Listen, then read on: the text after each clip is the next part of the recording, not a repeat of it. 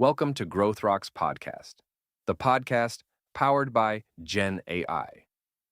Today, we are diving deep into a fascinating question that has been buzzing all over the marketing and tech world lately. Do we really like AI? Or are we starting to experience a massive wave of AI fatigue? To help me unpack this incredibly timely topic, I'm joined by my brilliant co-host, Sarah. How are you doing today, Sarah? Hey, Mike, I am doing fantastic, and I am so excited to dive into this. It's such a wild time to be in this space because, let's be honest, we are at this weird cultural crossroads, right? On one hand, we are using AI tools every single day to speed up our workflows. But on the other hand, there is this growing, unspoken skepticism from audiences who feel like they are being spammed with robotic, soulless content. Absolutely. It is the ultimate love-hate relationship. We love the efficiency behind the scenes, but as consumers, we are starting to roll our eyes at the generic, repetitive stuff filling up our feeds. And that brings us to some really eye-opening insights from Theo over at Growth Rocks, who has been looking closely at how people actually perceive AI. Theo points out that there's this fascinating psychological barrier when it comes to how we value things made by artificial intelligence. Exactly. And building on that, it seems like there's this hidden penalty for using AI. Let's unpack that. What Theo is talking about is this psychological shift where the moment you label something as AI generated, people automatically value it less. It's like this instant trust drop, even if the actual quality of the work is incredibly high. Yes, and that is where the real paradox lies. Theo highlights that we have this deep-seated human effort bias. As humans, we don't just consume a piece of content or buy a product, we buy into the story of the effort that went into creating it. If we know a writer spent hours researching and sweating over an article, we appreciate it. But if we find out an AI spat it out in 3 seconds, we feel almost cheated, even if the information is identical.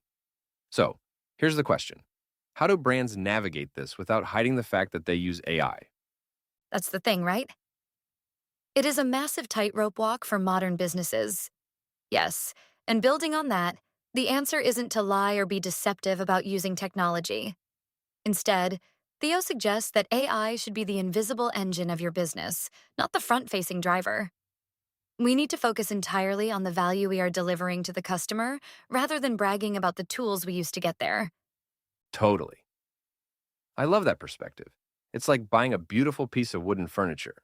You don't ask the carpenter if they used an electric saw or a manual handsaw, right? You just care that the table is sturdy, beautiful, and fits perfectly in your living room. The tool is completely secondary to the ultimate craftsmanship and utility of the product. Brilliant analogy, Mike. For sure, that is exactly how we need to frame it. Let's look at a concise real-world application of this, like email marketing. If you receive an email that starts with a classic AI giveaway phrase like, "In today's fast-paced digital landscape, it is crucial to," you immediately tune out because it feels lazy. But if a marketer uses AI behind the scenes to analyze user behavior data, and then sends you a highly personalized, incredibly helpful tip that solves a specific problem you're facing that day, you love it. You don't care that AI helped find that insight. You just care that your problem was solved. Absolutely. That is a perfect example of high-value AI usage. Yes, and it perfectly highlights why the human-in-the-loop model is so crucial. Theo has been a major advocate for this approach. AI is fantastic at doing the heavy lifting, sorting through mountains of data, generating initial ideas, or outlining structures. But the human must bring the empathy, the nuance, the real-world experience, and the actual connection. Exactly.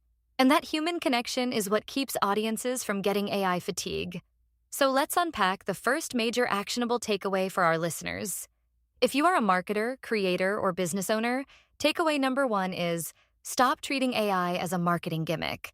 The novelty has officially worn off. Instead of shouting, "Look at our new AI-powered feature," focus entirely on showing how that feature actually makes your customer's life 10 times easier. No doubt that is huge. Focus on the outcome, not the tech. Yes, and that leads us directly to takeaway number two. Protect and elevate your unique human brand voice. If you rely on default AI prompts, you're going to sound exactly like all of your competitors who are using those exact same prompts. You have to inject your own personal stories, your failures, your unique perspectives, and your quirks into everything you produce. AI simply doesn't have a personal history to draw from.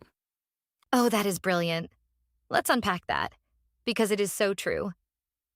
AI has never stayed up until 3 a.m. stressing over a product launch, and it has never celebrated a breakthrough win with a team.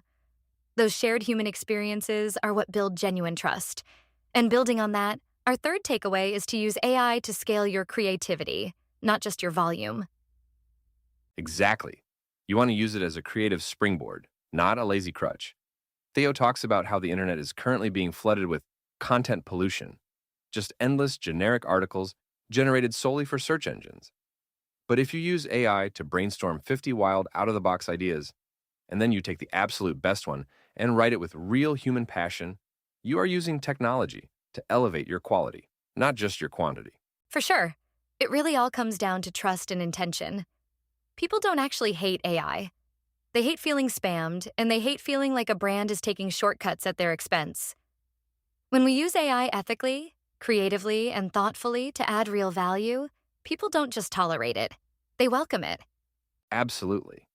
It's about leveraging the speed of the machine to give ourselves more time for the deep, creative, and empathetic thinking that only humans can do. Totally. This has been such a refreshing and eye-opening conversation, Mike. I think these insights from Theo are exactly what businesses need to hear right now to stay ahead of the curve.